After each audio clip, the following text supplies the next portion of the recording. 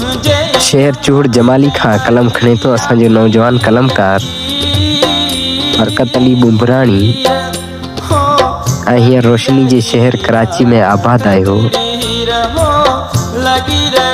बरकत अली बुमराणी पंहिंजे बेवफा पीउ खे म्यारू ॾींदे लिखे थो,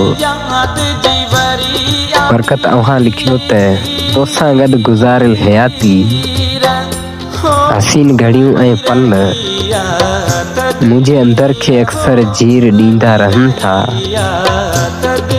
मोहब्बत में विछोड़े जे हथां हारायल, मोहब्बत में विछोड़े जे हथां हारायल ही वजूद हाणे माज़ूर बणिजी चुको आहे। मुंहिंजी मोहब्बत जो सफ़र बि हाणे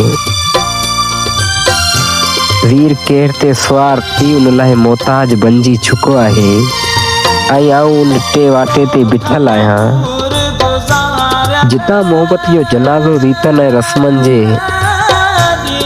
कुल्हनि ते सवार थियल आहे।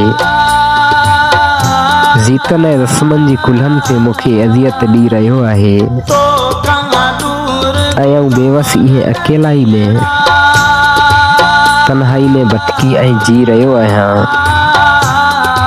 ई माक भरियूं रातूं ऐं यादूं ऐं अण राकास बणिजी अण जलायल जिया जलाए रहियूं आहिनि।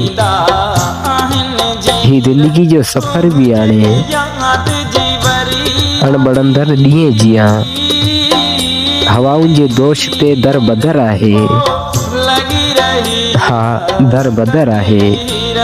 काली बी रात जो तोखे पहिरीं याद कयम, काली बी रात जो तोखे पहिरीं याद कयम, बेवफा तोखे चयम दिला सां